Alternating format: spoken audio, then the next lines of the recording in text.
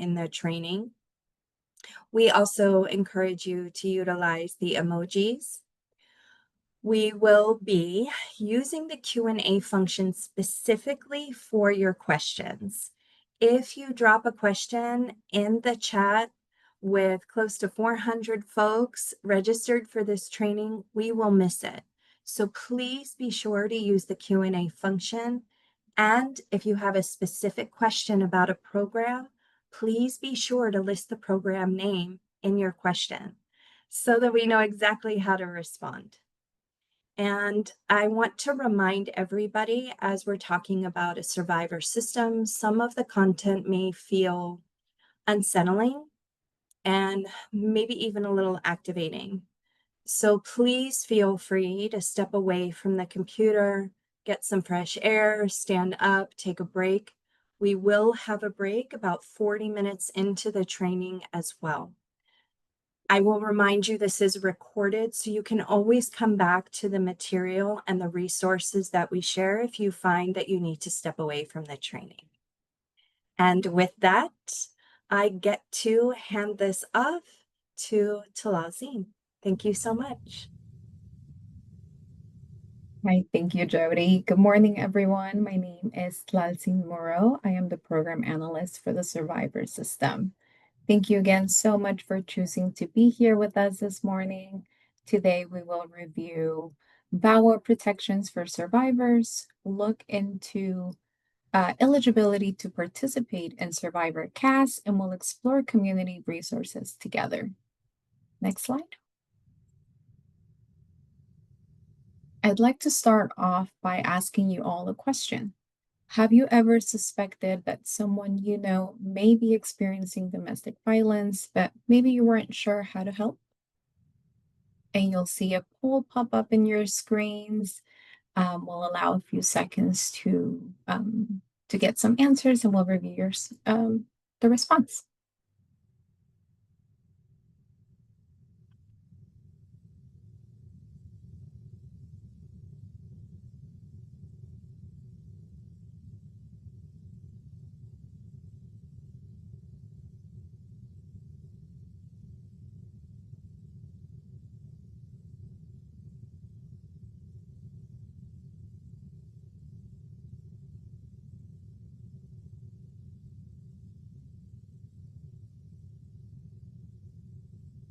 Okay, perfect. So 75% of you answered yes.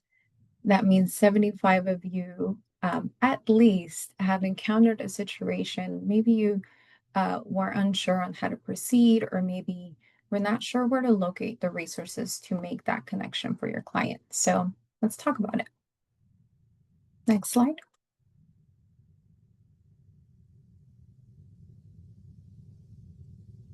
Thank you. So we'll start off with the Survivor Coordinated Access System. We often refer that to as SCAS or Survivor CAS. Next slide. Okay, so Survivor CAS. SCAS is a network designed for survivors who are at risk or are experiencing homelessness to connect them with housing and other service options as quickly as possible with the assistance of trauma-informed care providers. We often refer to these providers as victim service providers, or VSPs for short.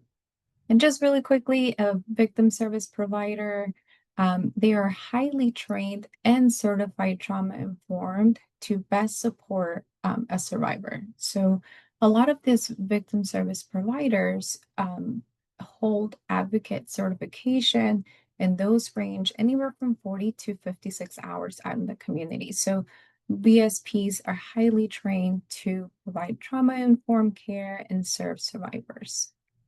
Next slide. Okay, so a little bit of background on how we got here. HUD supports local COCs address the needs of survivors of domestic violence through the DV bonus funds. The Survivor CAS is designed to provide trauma-informed care services, ensure safe and confidential access to resources to survivors, And in 2020, HUD awarded the Sacramento COC two rapid rehousing programs, which are My Sister's House and Opening Doors. Since then, we've had four additional housing partners join SCAS, and those include programs, rapid rehousing programs from Lao Family, Shelter Inc., Weave with a permanent supportive housing program, and bridging initiatives with a transitional joint rapid rehousing program. I also want to note that it's important that HUD uses the term domestic violence to consolidate all other populations that are included in Category 4, which are domestic violence, sexual assault, dating violence, stalking, and other life-threatening conditions. Next slide. All right. And so again, SCAS is designed to support those who meet HUD's category 4 of homelessness, and that is fleeing or attempting to flee domestic violence, human trafficking, dating violence, sexual assault, stalking, or other dangerous or life-threatening conditions that relate to violence against the individual or family member, including a child that has either taken place within the individual's or family's primary nighttime residence or has made the individual or family afraid to return to their primary nighttime residence, and has no other residence and lacks the supports or resource networks to obtain other permanent housing. Next slide. So what makes SCAS or survivor CAS different from CAS? Next slide. There are 6 essential elements of SCAS, and beginning with confidentiality. So beginning with setting a confidential system to protect the rights and privacy and safety of survivors. 2 is establishing access points where survivors can not only enter the system, but do so with the support and expertise of victim advocates who have extensive training on how to provide trauma-informed and client-centered care. 3, assessment, which allows the system to prioritize those most vulnerable and prioritize their safety risks. 4, case conferencing is a space dedicated to problem-solve barriers and brainstorm solutions. And lastly, 5 and 6, which is prioritization in the referral connection.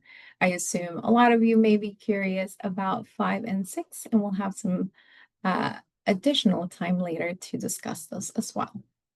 Next slide. Okay. So what does confidentiality mean for the survivor system?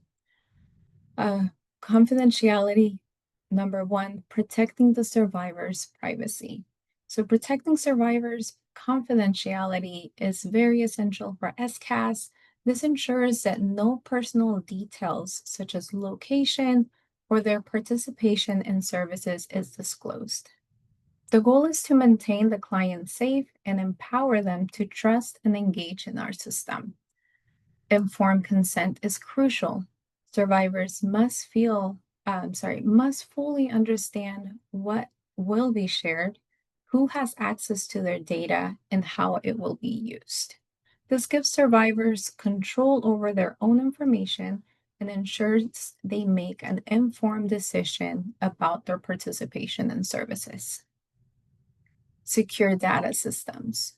All client data is anonymized and managed with secured and encrypted procedures to protect anonymity. Information sharing, is also kept to a minimum. So information is only shared when absolutely necessary to connect survivors to services or housing, and always done with the client's consent. And 5, legal protections such as VAWA. It mandates that service providers implement strict confidentiality measures, such as prohibiting from entering survivors' personally identifiable information to shared databases such as HMIS. Next slide, please. All right, and access points. So due to the confidentiality protections, SCAS is exclusive to local VSPs. Again, VSP stands for Victim Service Providers.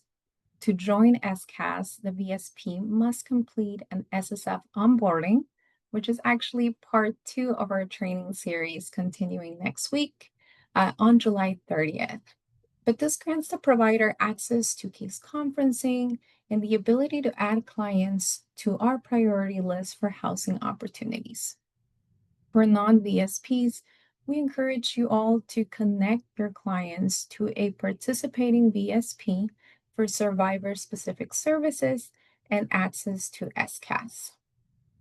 Again, VSPs have extensive supportive advocate training to best support this community. Per HUD's definition, a VSP is a nonprofit organization whose primary mission is to provide direct services to survivors that are included in Category 4 of homelessness.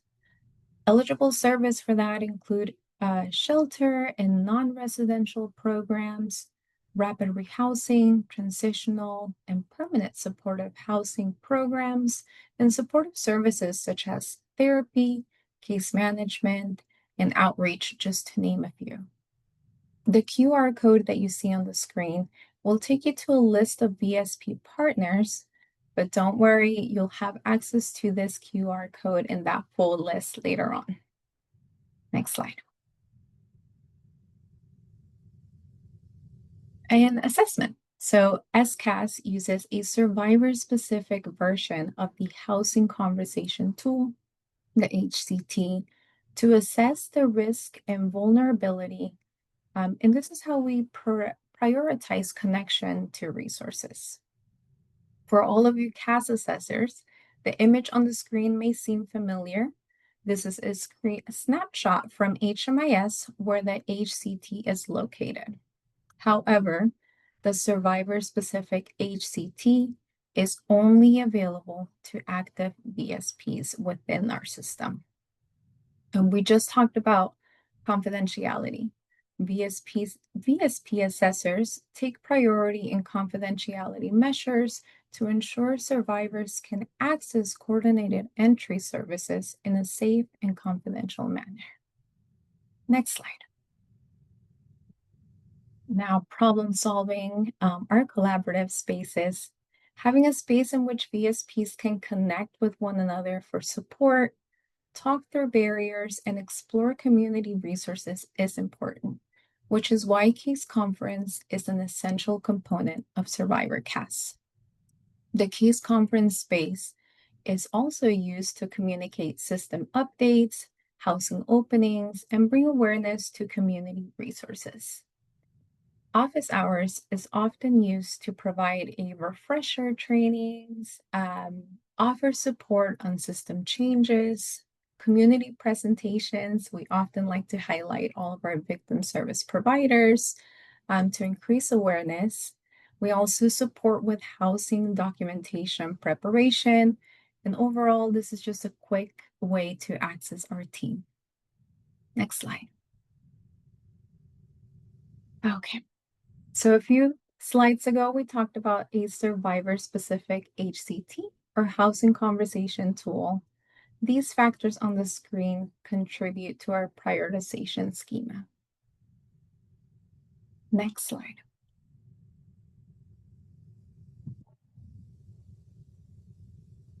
All right, so referral.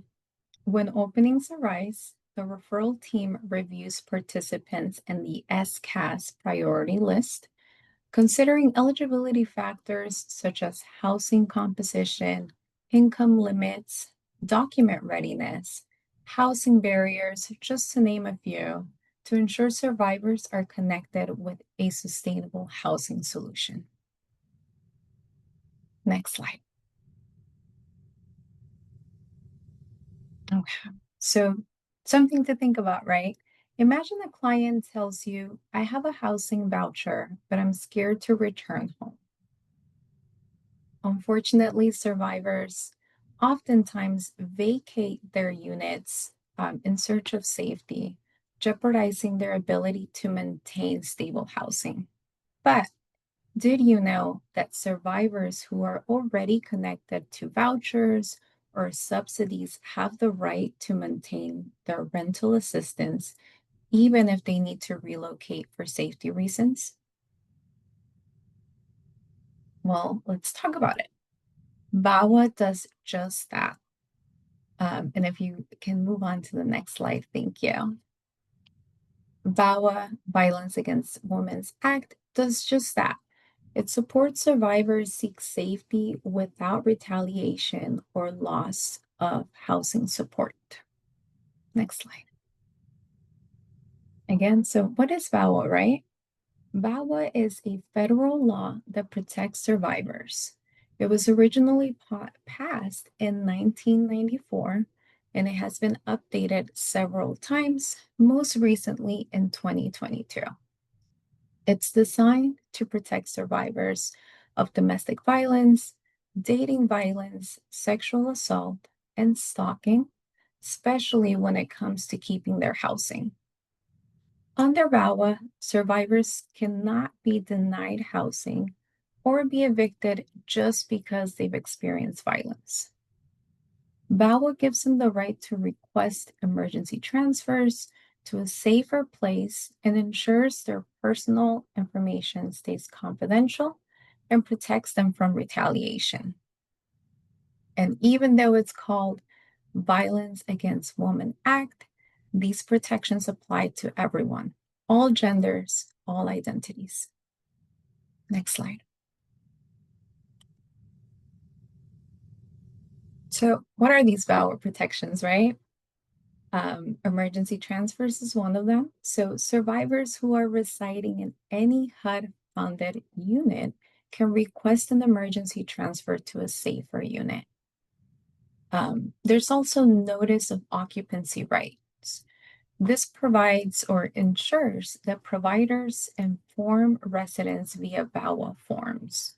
Um, Timely and proper distribution of these forms ensures that survivors are informed of their rights and the protections available to them.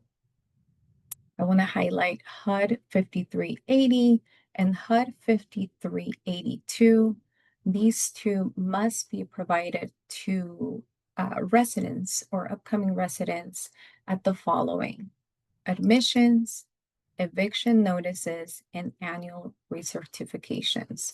These two forms must be provided to residents and clients at all times during these times. I'm sorry, at all occasions of admissions, eviction notices, and annual recertification.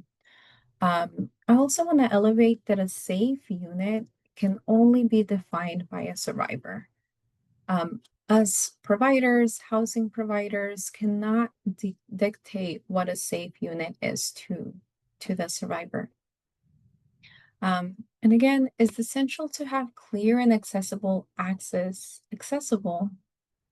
for survivors to these forms so they can request transfers and ensure just their safety, well-being without fear. Next slide. Okay. Additional protections include confidentiality. Confidentiality is one of the most important protections under VAWA, and you'll hear it all across. It's important for our system. It's important for any point of the survivor's journey. So again, one of the most important protections under VAWA. Any information that a survivor provides, whether it's a written form or verbal disclosure, must be kept private and cannot be shared with others unless a survivor gives written consent. When information needs to be shared, such as one required by law or to prevent serious harm, the survivor should be informed beforehand. There's also the documentation aspect. Documentation of violence is not required in every situation. Survivors can submit the self-certification form, which is HUD 5382, to self-certify their situation. Other accepted documentation includes restraining orders or police reports, but it's really the survivor's choice which one to provide, if any. There's also bifurcation, which is especially helpful when the abuser is a primary leaseholder. This means that the survivor can split their lease to maintain their current housing placement as long as they still meet the basic requirements to remain in the unit. This may include perhaps income limits to ensure sustainability for the unit. And if the client or the household cannot meet the program or income requirements, it is our job as service providers to connect them with services that can help them retain housing or transition smoothly. All right, next slide. Another big protection is retaliation prohibition. So if a survivor asks for help, reports abuse, or even files a formal complaint, housing providers are not allowed to respond with any kind of punishment or pressure. In some different ways that retaliation can look like is threatening to evict the household or suddenly applying stricter rules to a tenant after they've disclosed abuse. Our role is to make survivors feel safe coming forward. But, we can achieve this by ensuring all staff knows these rules and protections. And if someone reports violence, our response should be rooted in support. If you have any questions, connect with your COC if you need any support. And again, I'll highlight no retaliation is allowed under VAWA. Next slide. So far we've touched on some of the forms, but now let's take a deeper dive into them. HUD updated the VAWA forms earlier this year with an extended expiration date to January 31st, 2028. And you can see some of those forms here. Five of them I should be specific. Next slide. All right, we talked about briefly on HUD 5380. This is the housing rights for victims. This applies to individuals applying or receiving housing assistance through HUD subsidized programs. It really ensures that tenants know their housing rights ahead of time.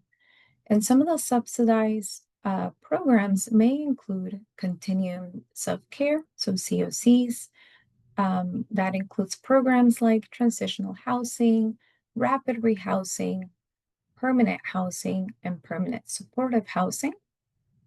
Emergency solution grants, which we often see with rapid rehousing.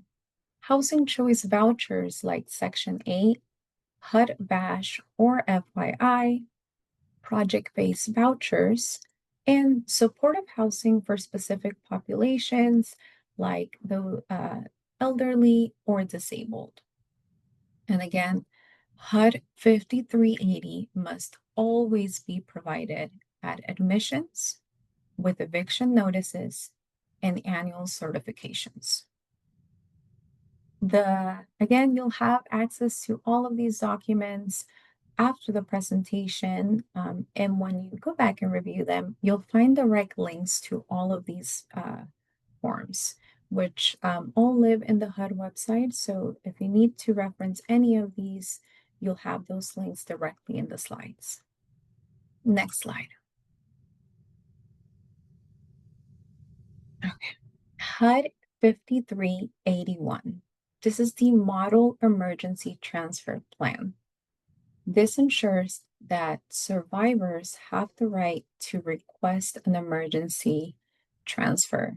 So, again, ensuring survivors of domestic violence, dating violence, sexual assault, and stalking living in HUD assisted housing have the right to request an emergency transfer to a different unit if they feel their current housing is unsafe. This protects survivors from remaining in dangerous situations due to fear of losing their housing. It also sets the expectation that transfers will be handed as quickly as possible, ideally within 14 business days. It also highlights confidentiality protections to ensure that any disclosure of abuse is kept private without being shared with the abuser. Now, there's two different types of transfers: internal and external. Internal transfers refer to a move within the same property or housing authority. This type of transfer allows a survivor to move to a different unit within the same development or within a public housing authority's jurisdiction without needing to apply for housing through a new provider. So typically, this means the client or the resident will not need to submit a new application. Now, external transfers refer to a move to a different housing provider or housing program, typically involving a new application process and sometimes placement on a new waiting list. This occurs when no units are available within the same housing provider or the survivor wants to move outside of the current jurisdiction. Next slide.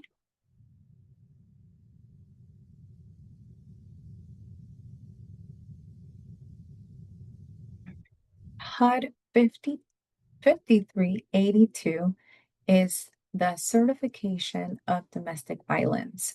Again, we talked about domestic violence is consolidated by HUD and it includes all of those additional definitions, populations mentioned. So you'll see certification of DV, but it also includes the other populations as well. This allows for self-certification without any need of third-party documentation. It is a crucial document used by survivors of domestic violence, dating violence, sexual assault, or stalking to self certify their status as a victim of violence in these situations where housing providers, such as public housing authorities or Section 8 landlords, need documentation to support a claim on their VAWA. This form is used to request VAWA protections like emergency transfers, lease bifurcation, or protections from eviction or termination of assistance due to abuse and or documented abuse. In some cases, or in cases in which the survivor may not have that third-party documentation, like police reports, court orders, or other formal documentation. This is another really important form. HUD 5382 must always be provided at admission with eviction notices and annual recertifications. Next slide. HUD 5383 is the emergency transfer request. Similar to the other ones, this form is also used to request VAWA protections like the emergency transfers, lease bifurcation, or protections from eviction or termination due to violence. It collects housing information to support connection to a new housing unit and ensures all information is kept confidential. So this form will collect client-specific information about their current unit. This will help connect the client to a unit that's comparable to their current situation. Next slide. And now we have HUD 5384. This one is a newer form released by HUD this year, actually, 2025, and it's for providers to collect information on emergency transfers. It collects information like number of VAWA transfers, reasons for transfer, the time frame of transfers, outcome of transfers, whether they're approved, incomplete, or denied, and then information about emergency transfer plans.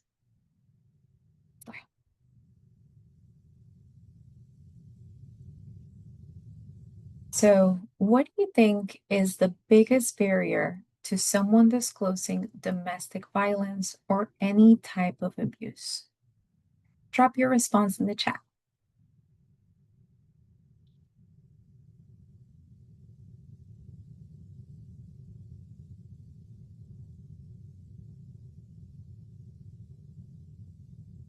All right, I hear Jenny Davidson, fear.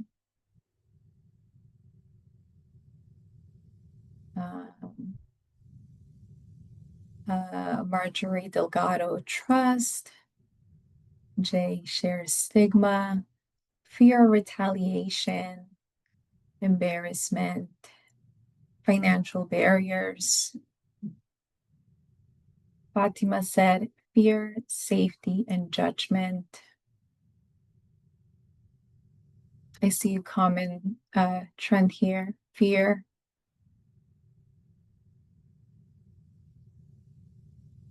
Nina mentioned lack of options and financials. Julianne Austin shared a place to go. Confusion, security, no support. Yeah, all very true. Next slide. Retaliation from abuser from Sawyer. It's a really important one. All right. Well, we'll be returning in 10 minutes. Let's come back at 10:44 and we'll get started again.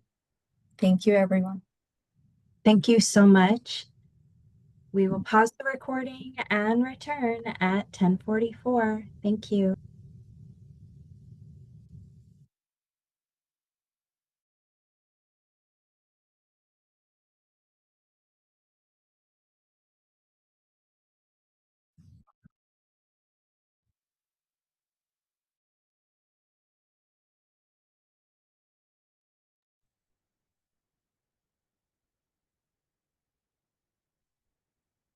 Welcome back, everybody. Before we get back into our presentation, just a reminder, I was scanning the chat for some questions for those of you who joined in a little bit delayed. Thank you for being here. Yes, this work is being recorded. Yes, you will get an email with a link to the recording and the materials. That is all. Thank you.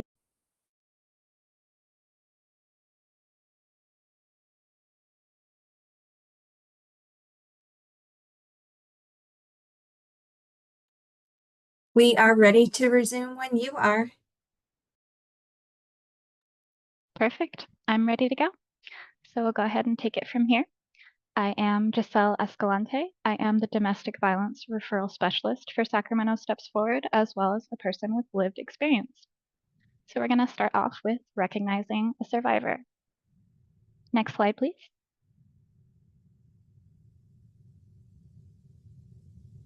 So in one word, what comes to mind when you hear the term domestic violence?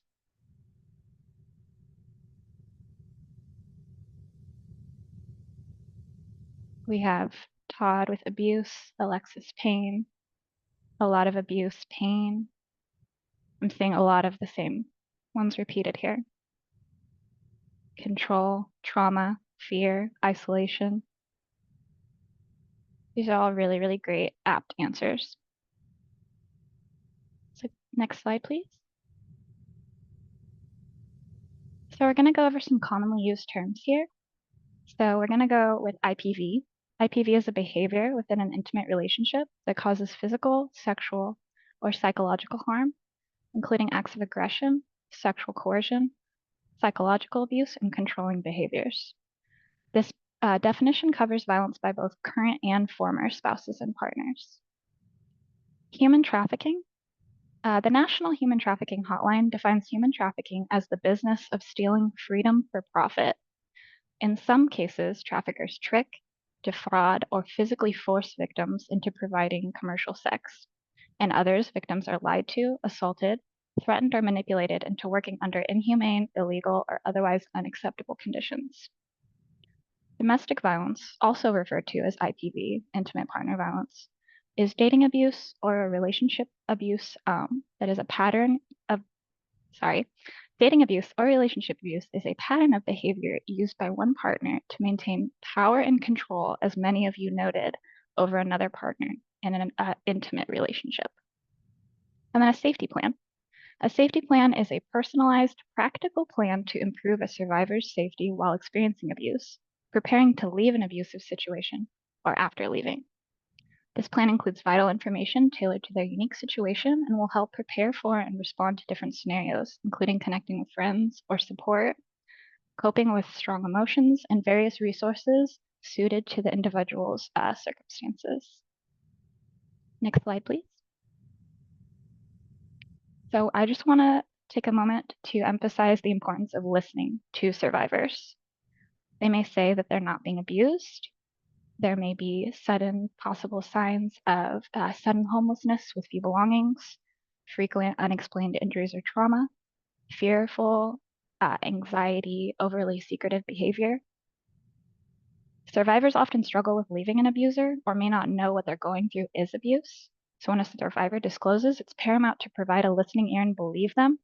It can take up to 7 times before a survivor can leave an unhealthy relationship or situation. Next slide, please. So we're going to watch this brief video on how to spot the warning signs of IPV. And as always, just want to give a content warning for any of the content that we're sharing. If it feels activating, if it feels upsetting to you, please feel free to step away. Please take care of yourself, get a drink of water, take care of your bio needs. Thank you, Jody. You can play that. Wix gives you the freedom to tell your story. Violence doesn't just start one day. Usually it's a progression over time. And so when we talk about warning signs, it's not as though we knew someone in a certain state and then all of a sudden they come in one day and things are different. When someone only talks about how great their partner is, that they have no faults or flaws, that might be indicative of them being defensive, that they have something to hide.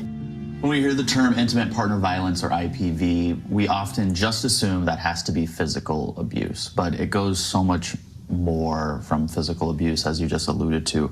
Could we walk through some of the warning signs of the different types of IPV that could be present in patients? So one thing that's important to consider is that violence doesn't just start one day. Usually it's a progression over time. And so when we talk about warning signs, it's not as though we knew someone in a certain state and then all of a sudden they come in one day and things are different. That's so important. Yeah. We just, sorry to interrupt, but we just filmed a series on trauma, and that is so different than this. Because trauma can happen in an instant. It's a car accident, that's a traumatic event, Right. you know, something about it. This is a slow burn. Usually. Okay. And there might be some sort of traumatic event within the intimate partner violence that. When it came time to take things to the next level, I knew that I had to make a website, and Wix.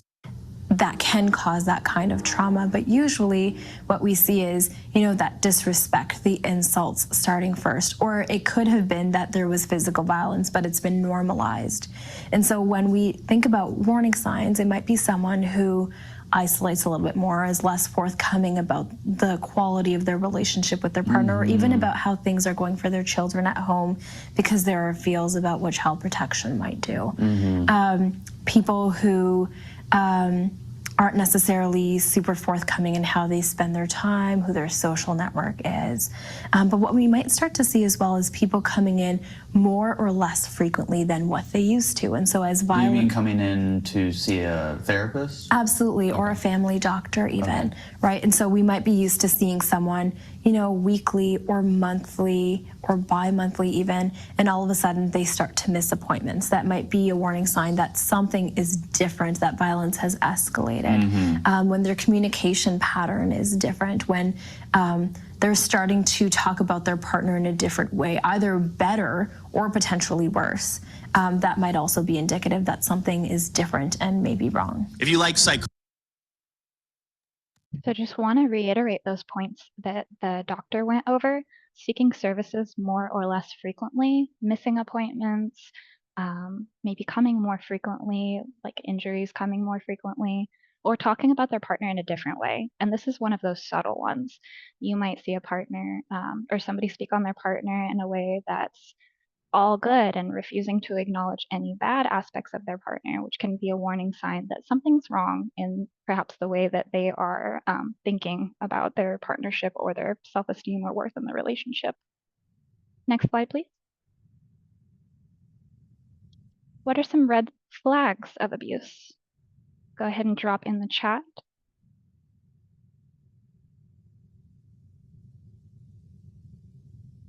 We see bruises,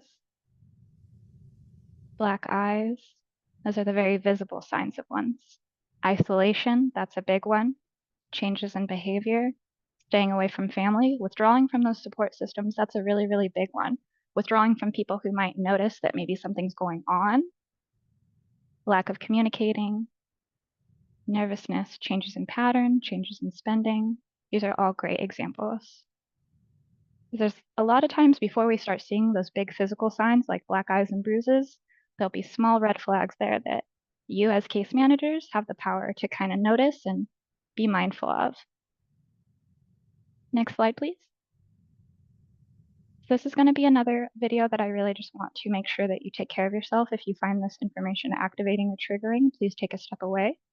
It is about 1.5 minutes long, but just take care of yourself.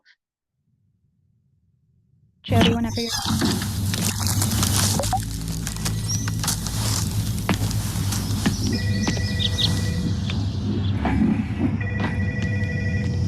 Where have you been? What's going on? You were meant to quit today. I don't find you working.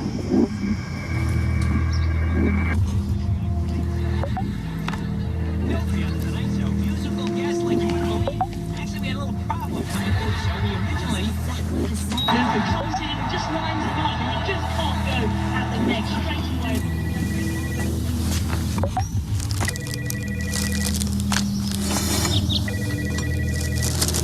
Thanks for calling. Leave a message after the tone. We'll get back to you. Hey, it's me again. We haven't seen you in ages. Call me back.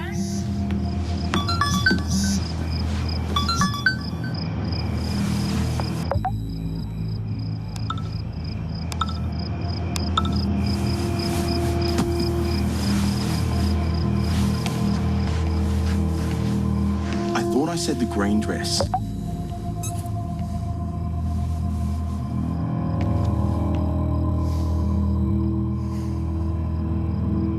The red flags of domestic violence are often hard to spot. If something doesn't feel right in your relationship, find information and support at thehandyguide.com.au. So some of the ones that we saw in there may have even been subtle, like buying those flowers, bringing them in, because sometimes we see abusers enter a cycle where they will love bomb and abuse, and the survivor feels like they've changed, feels like things are different, and it just starts over again. We see isolation. We see that he is controlling her phone calls. He's controlling what she's wearing. He is deleting those messages. We hear that voicemail stating, we haven't seen you for a while. So that isolation, that withdrawal, that control that you guys mentioned, upset that she didn't wear the color exactly, and building that trauma bond through bringing those flowers and providing things. Because sometimes abuse is very overt and it can look like healthy behavior, but we know that it's a part of a bigger cycle, and that's important to be mindful of. Next slide, please. So what is human trafficking? So we have some myths and facts here. So our first myth is that human trafficking is often, or human trafficking involves moving or transporting a person across state or national borders. And human trafficking can actually occur with no movement whatsoever. This can be occur in your own home. It can occur on your cul-de-sac. Survivors can be recruited and trafficked in their own hometowns. So this is not something that is exclusive to moving survivors out of country or out of state. So myth number 2, traffickers target victims they don't know. This is the biggest one. And I feel like this goes with most abuses. Most folks are targeted by people they know. Many survivors have been trafficked by romantic partners, spouses, family members, parents. The dangers of folks meeting people online. It can occur anywhere, and it's not just, you know, the stranger that's lurking in the alley, as we kind of grew up being taught. Human trafficking is the use of force, fraud, or coercion to get another person to provide labor or commercial sex. This is true. Human trafficking is indeed the use of force, fraud, or coercion. However, there are situations, more situations of labor trafficking than sex trafficking. In the US, however, there is more wider awareness of sex trafficking than labor-based trafficking. So this is just something to keep in mind, that just because maybe a client isn't being pushed into sex work, they may still be being labor trafficked, and that still would qualify as human trafficking and put them under the category for descriptor. And then our last myth, only women and girls can be victims and survivors of sex trafficking. And that is false. One study estimates that as many as half of sex trafficking victims and survivors are male. Advocates believe that that percentage may be even higher, but male victims are far less likely to be identified. LGBTQIA boys and young men are particularly vulnerable to human trafficking. Next slide, please. So we are going to go over these fairly quickly. I will speak on the populations that each of these providers serve and just some of their top services.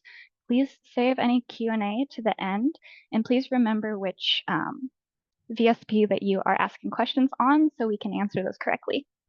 Next slide, please.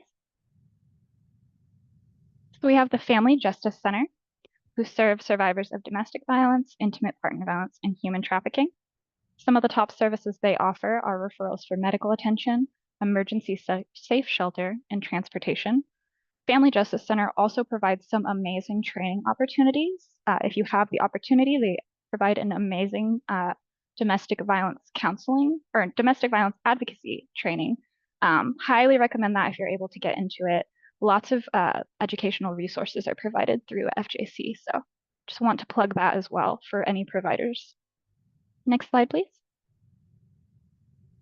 So my sister's house, population served, it is dedicated to Asian American Pacific Islanders, but they do serve other folks as well. They offer transitional housing, women to work programs, culturally and linguistically appropriate survivor services. Next slide, please. And just a reminder to everybody that all of this information will be sent and recorded and available. So WEAVE, they serve survivors of IPV, DV, human trafficking, top services offered, counseling, a safe house program, legal and educational assistance. And I know this is one of those ones that I feel like we all in Sacramento are very aware of and very grateful to have. So thank you, Weave. I know some of you are here today. Next slide, please. Community against sexual harm. So I really want to highlight this one as well, because I think that there isn't as much awareness of this program. So they serve sex workers and those fleeing the business who identify as women, both cis and trans.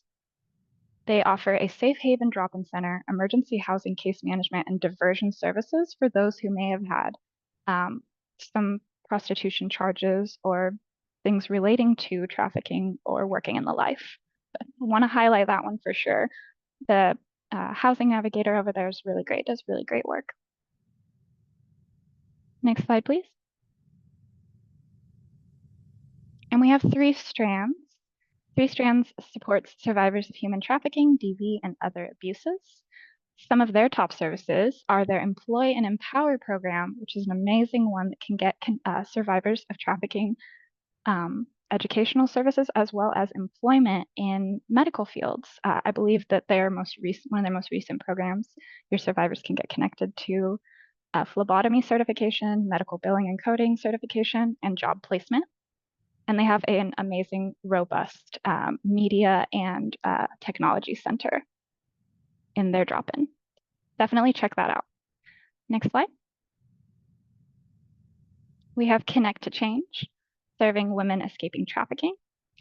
Services include emergency placement, trauma-informed peer support, and access to vital resources. Next slide, please. We have Opening Doors, Inc., ODI, serving immigrants, refugees, survivors of human trafficking, offering education and employment resources and access, housing navigation, and case management. Next slide. So we have Lao Family Community Development, serving survivors of DV and human trafficking, offering health and wellness programs, employment services, financial and family supports, and staff are trained in 35+ languages. So definitely get your multilingual folks connected to Lao Family. And if we have any questions, if you want to utilize the Q&A, we'll go over this at the end to make sure we get you all of your information that you need. Next slide, please. We have the International Rescue Committee, serving survivors of human trafficking. Services being healthcare, emergency response, economic well-being. So this is going to be a really, really good one for folks who maybe are escaping labor trafficking or refugees. So we have, next slide, please. So the 211 guided search. So I know we're all familiar with calling in and dialing 211, but I'm not sure how many folks have gone on and utilized the guided search online. It is very comprehensive, very easy to navigate through. If you see on the screen there, there'll be little buttons that help you navigate which type of services you're looking for. You'll just go on 211sacramento.org, go up to that Get Help highlight, and that top one guided search, and it will pop up with a very comprehensive list of services that you can navigate very easily, either on your own or with a client. Next slide, please. So these are going to be some of the providers that we went over a little bit earlier. All of these are going to be VSPs. The services offered or population served is going to be in the center there with a connecting number on the side. And all of this will be sent and accessible to you all. So next slide. And same thing. This is for domestic human trafficking support. Next slide, please. Human trafficking support continued. Support for refugees. Next slide, please. And 24-hour support. So definitely go through and look through that. It's a very comprehensive guide for you. But if you want more detailed information, would definitely recommend checking the website on all of these local, very, very dedicated VSPs. Next slide, please. So I just want to specify again that disclosure is not always clear or direct. Listen carefully and respond supportively. Please believe survivors. It takes a lot to disclose traumatic events, and sometimes, as mentioned, folks might not even know what they're going through isn't normal or isn't acceptable, because that might be all that they're used to. So just provide a non-judgmental, open ear and never push them more than they are willing to go. When we listen, we hear someone else into existence, which is a lovely quote that Jody added into there. Next slide, please. So bridging connections and advocating for survivors. Next slide, please, Jody. So we've gone over this a little bit if you've attended past trainings with SCAS. So here is our resource map, sort of a choose your own path style chart. So if you see up there for participant engagement, a participant would self-ID as a survivor. That would be somebody coming into your transitional housing, your emergency shelter, and disclosing that they are a survivor. Then what? Are you a victim service provider? So just to clarify some information on if you are curious if you are or not, for a victim service provider, you must be a dedicated program specifically for survivors. So you may serve survivors and have survivors in your group, but that does not necessarily mean that you have a program that is specifically tailored for survivors. So hopefully that makes a little sense.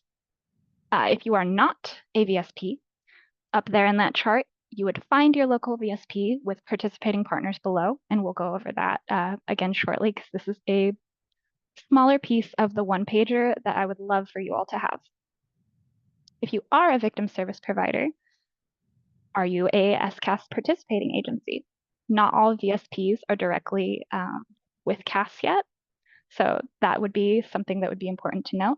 If they are an SCAS participating VSP, then they would connect with us to do their housing assessment, the HCT. Once that HCT gets sent in with a housing request, SSF would then step in and prioritize and refer to a housing program, which you can see in that darker teal color there. If they are not an SCAS participating agency, they would need to connect with SSF's SCAS team, which you can do in the email that we will give you later. So, and if you have questions directly on if you are a VSP, you can also send those to us as well. Next slide, please.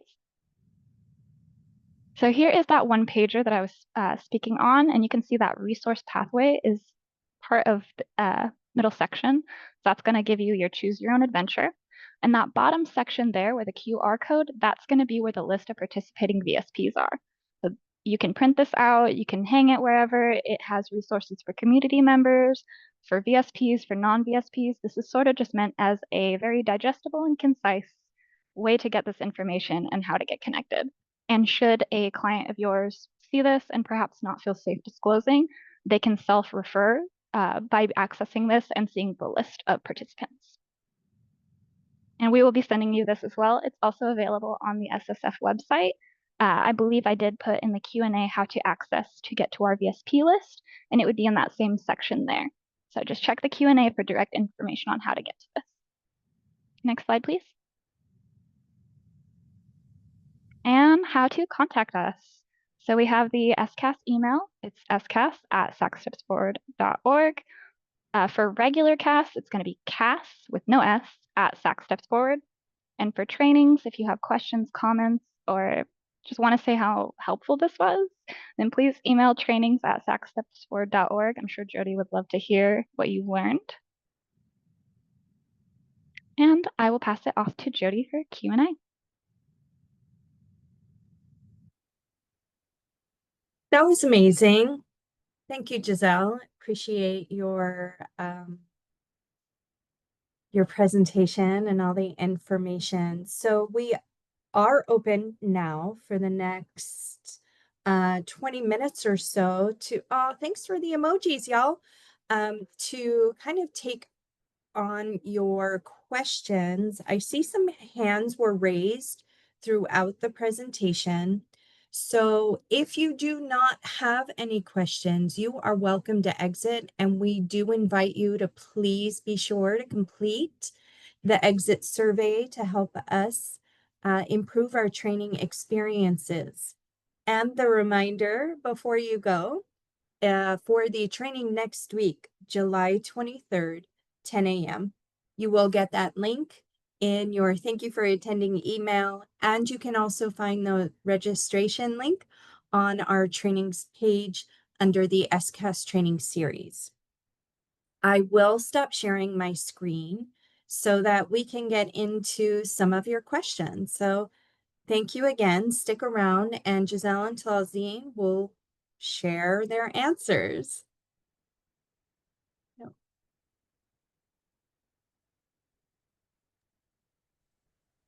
So I do see one of the questions. Can you show that last page one more, please? I did drop the link for the one pager in the chat. So hopefully you can pull that up and print it out, save it. Oh, for contacting us, let me drop that in the chat as well for you. It's going to be SCAS, super easy, at sacsstepsforward.org.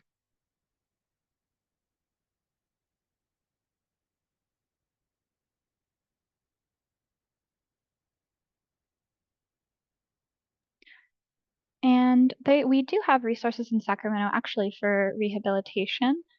If you want to give me your email, Abigail, I would love to send those to you directly. So I know that it's two parts, right? We have to stabilize and house and help the survivors, but we also want to help abusers reintegrate and relearn their behaviors. Perfect. Let me get that real quick. Thank you so much. If you have raised your hand, please go ahead and raise your hand again. There's usually a list of people with raised hands, which is not showing up in Zoom because Zoom is Zoomy. All And thank right. you for all the kind words as well, too, that I see in the chat. Yeah, I see Jalen had the hand raised. Jalen, if you want to unmute yourself, I believe you can, and ask your question.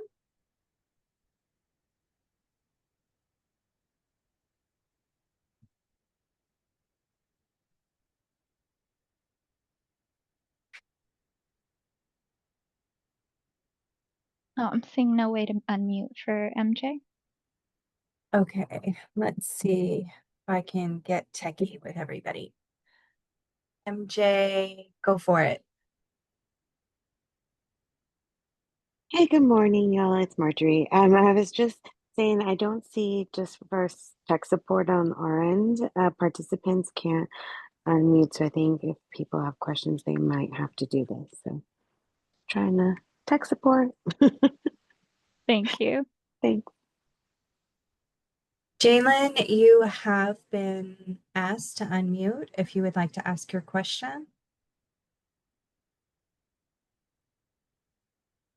And if you raised your hand in error, no worries.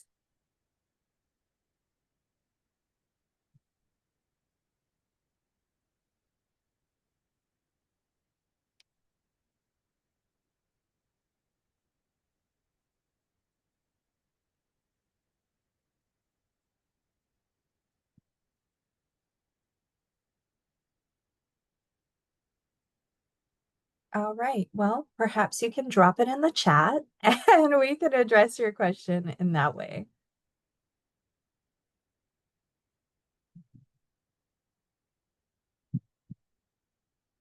And it looks like Barton Sloan, you have a question. Yes, I see your hand. Wonderful.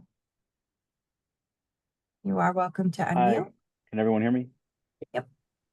All right, so I just had a quick question. When she was showing the diagram of who can do the SCASs, it looks like it would have to go through a VSP. Is that accurate? That is correct. Yes. I can't hear now. My audio left. Can you hear us now? Hello. Testing.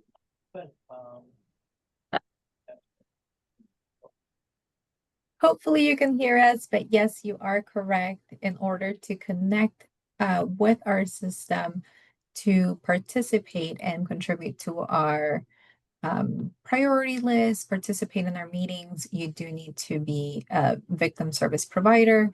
So if you are a non-VSP, the pathway for you would be to connect your client with a local VSP. Thank you for that question. Letitia, go ahead and unmute. Ask your question. I'm so sorry. That was an accident. No, Actually, he asked the question for me. Thank you.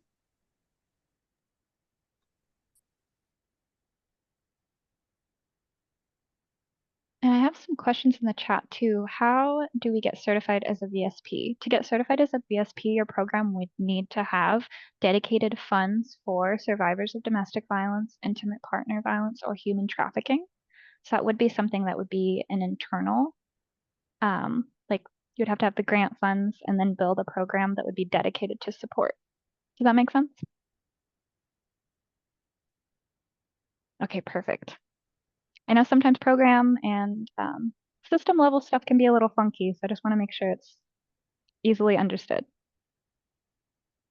Okay, Alfredo, I'll address your question. You are so welcome for such a great training. In full agreement, they did a phenomenal job together.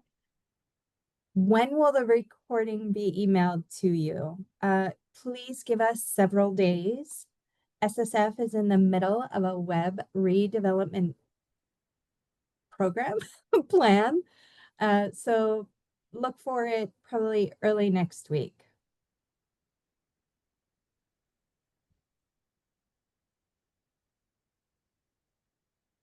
And I'm seeing, is it Vansois? So please correct me if I mispronounced that. So International Rescue Committee would be a great resource for somebody that is fleeing. You said Ethiopia. They work directly with refugees and work to get folks here safely. So I would definitely recommend reaching out to them. And their information, I can drop it in the chat as well as it will be sent out with all of the other resources. Let me get that for you. Alexis, I do see your hand up. Hi, good morning. Good morning. Yes, I have a question. So I am a new organization, newly set up and in the potential funded organization. Alexa, stop. Sorry, guys. Alexa's talking. She hears my name and she starts talking. So this is a great training, you guys. Thank you. I am a new person in this space in terms of the conversations we're having. Not unfamiliar because I've been in the care providing community for some years and have a housing background. But I am a new nonprofit in the Sacramento region offering services for veterans and underserved individuals in the community who may need housing and trauma-informed care. And I realize based on your definition that may not be specifically a VSP because there's other components in there. But is there training that you would recommend that I take so that I can be better prepared in terms of the scope that your organization is offering as a directive for those of us that are in the care community? Thank you, Alexis. That's a great question. And thank you for joining our space. You're We're so welcome. happy to have you here. There is a couple of different avenues. I know Giselle mentioned Family Justice Center offers a 56-hour a 56-hour survivor advocate training. That's a really great one to complete. It just offers information about identifying survivors. It just talks about the dangers. It gives real life examples um, of support of what clients are facing, and that's a really great one. I believe that one is kicking off again August 1st, though the registration might have passed. You might still have the option to reach out to their team and inquire. But My Sister's House is also another VSP that offers a really great training. That one is a 40-hour training. And again, they offer information about how to provide trauma-informed care, survivor resources, identifying signs, and just anything related to advocating and supporting survivors. So those are two really great ones just for community awareness and how to support survivors. We also have, of course, this new 3-part series that we are sharing with our community about COC resources within the coordinated access system, and a little peek in what's out there as well, such as touching on the VAWA protections. HUD also offers some really great trainings on VAWA specific um, regulations, guidelines, and support. There's also our CAS assessor trainings as well, and that's a 5-part training, and that will provide you additional resources on trauma-informed care, motivational interviewing, of course, resources within within our coordinated access system, and just overall how to participate in our system. So those are some of the ones that are coming to mind, our SCAS training series. CAS Assessor training series, HUD, VAWA trainings, and then FJC and my sister's house with their survivor advocate trainings. I hope that Awesome. helps. Thank you. I'm looking forward to getting the replay too, so I can dive into some stuff because it was very, very comprehensive. I really appreciate it. Thank you, so Isabel. much. I see your message here in the chat. Thank you, guys. I appreciate the opportunity to connect with you. Of course. Happy to be here. Thank you, Alexis. There is Giselle Chilozine. There's a message in the chat. I'll read it out. You may have covered this already, but what if the head of household in a PSH program is the abuser? How do we support the victim and the abuser? The HOH is the one that qualifies for the program. If we exit someone to a non-permanent location, we can be affected during our application for funding, which is the NOFO. So I did touch on this a little bit, so I'll just reiterate what I said in the chat, and then Flazian, if you want to take over. So if we did split this household up, the survivor would lose access to the PSH program if they weren't eligible for a PSH placement themselves. They would have access to transitional housing, rapid rehousing, and I know you said that you are more interested in a permanent housing option. They would be eligible for permanent housing as long as they have just their documents, identity docs, and are below 30% AMI. But unfortunately, they would not have access to a PSH program. It would just be those other programs. And Lazian, feel free to take it over. No, absolutely. You're right. You're correct. I would say, of course, reaching out to the housing provider, number one. I know we talked about some of those VAWA forms in which supporting evidence may not be necessary, but in cases in which the housing provider is receiving contradicting information from both parties, maybe the abuser and the survivor, sometimes there's more complex situations in which there might be a combination of maybe there's violence from both parties. So just connecting with the housing provider to explore their emergency transfer plan and their VAWA protections would be number one. That will start the conversation and investigation from the housing provider on how to best support this household. Giselle is correct. The household could be split by the lease bifurcation. If the household is in the PSH program, the part of the household that will remain in the unit does need to meet that PSH eligibility on their own now. In some cases, that might be, they may still be eligible and maybe they just need to find those eligibility documents for the program.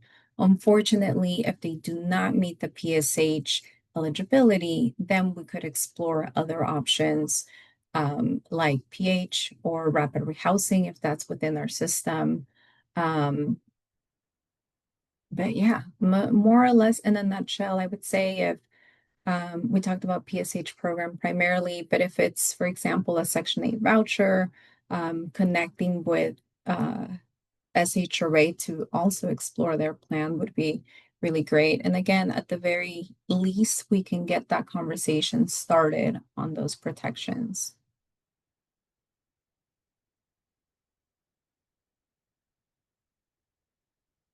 That's a really great question.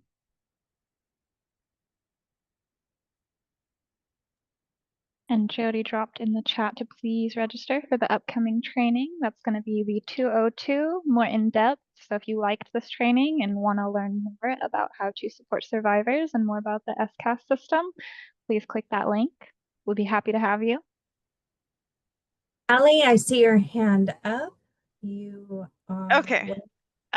So I kind of asked this in the Q&A section, but I have like at least 2 clients who have experienced like, I mean, I consider domestic violence, but it's more like roommate violence. It's not like intimate partner violence. One is a sibling, one is a roommate.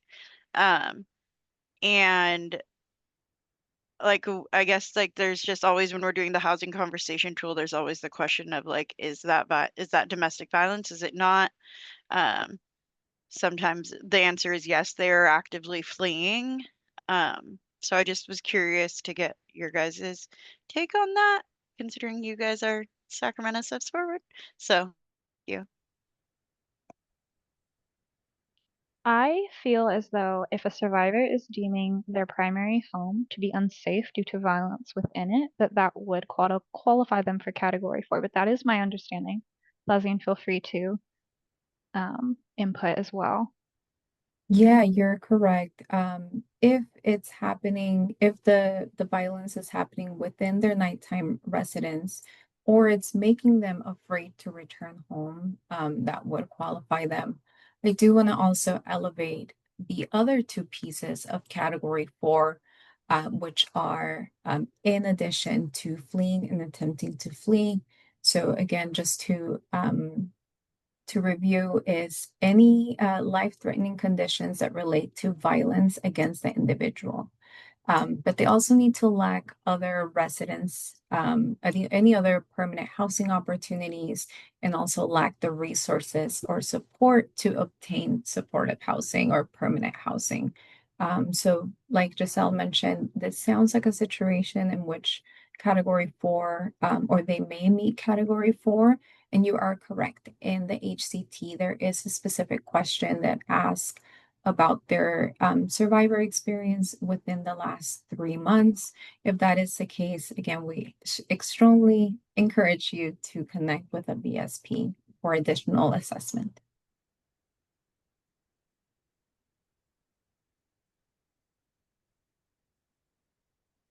And I see. Yeah, I see. There's another hand up. I'm just gonna attempt to unmute Abigail, I think. There we go. Go for it, Abigail. Can you hear me? Yes. Okay, awesome. Yeah, I actually ran into this the other day with the HCT. Is it possible that now or in the future, I don't know how hard it is to make a change like this to an assessment.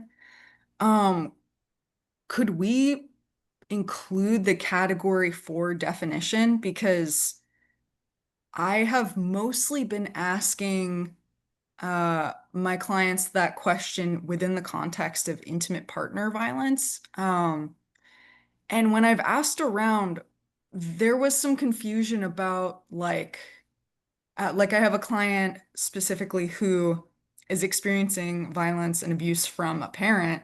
He is an adult, living with this parent. So I wasn't sure that he could receive services from Weave because we're trying to explore some like shelter options. Yeah, so it would be helpful to know which of the resources shared could work with like any sort of violent situation beyond intimate partner violence. Just because someone who formerly worked at Weave told me it was only in the intimate partner.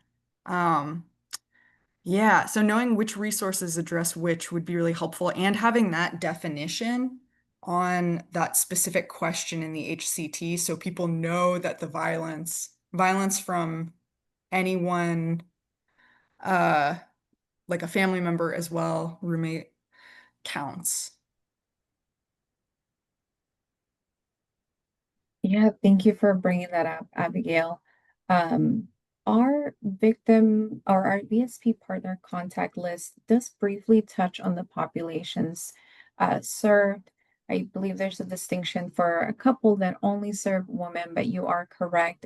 We don't fully go into those specifics on violence, and that's a really great point to make. I believe it was my understanding, perhaps maybe Weave could support, but there should be other agencies. For example, Sacramento Family Justice Center has support. I know you mentioned they're an adult now, but they have support with child and elderly abuse. So there's some VSPs that have those tailored services. IRC is another one, though more specific to human trafficking, that offers support for children and underage. So I think the best way to connect with those services would be to look at the population. I think this could probably fall into domestic violence because it's happening in the home, even though it's not happening with an intimate partner. And then the next part of your question was the HCT and having that definition readily available. We can definitely bring this up with our HMIS team. It is a bit of a process to make changes to the assessment. Gotcha.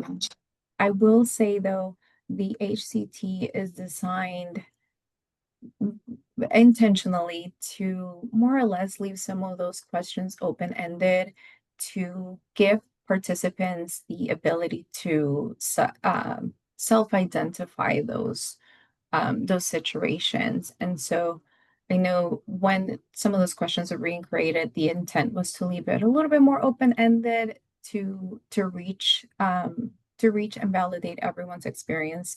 But that's a really great comment. We can include the category for certification of homelessness with our follow-up materials as well. And that'll be a really great reminder for those eligibility factors. Yeah, thank you so much. This training was awesome, and all the information is organized beautifully. Yeah, thank you so much. Abigail. Yes, Yeah. thank you. Really Thank glad. you, Abigail. We are at time. It is 11:32. We do have one more question from Amanda, and I do see y'all are still with us. Thank you so much.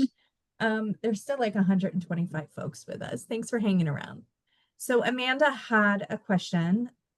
To link someone to a VSP, is there a specific process or does the client just call? Hold on, there's more. Are VSP limited by the number of clients they serve? And part 3, is there a way to know what VSPs are accepting new referrals? Great question, Amanda. All right, first part of the question, is there a specific way or pathway to refer or connect the client to a VSP? Yes and no. That's going to be very individual or personalized per agency. Most of these VSPs have self-referral options, so the client can connect with them directly. You can also connect together with the client and facilitate a warm handoff. Some of these VSP agencies also have drop-in centers. Some that are coming to mind immediately is 3 Strands. They have the table, they cash. They also have a drop-in center. I'm like missing on another one. One that we didn't touch on was Wind Youth Services. They also have a drop-in center, and there's specific support for human trafficking, TAY. And so again, all of those referrals, although most self-referrals is going to be different per agency. So connecting with them via phone call, I think would be the best way. To answer your second question, are they limited to number of victims they serve? I would say yes or no.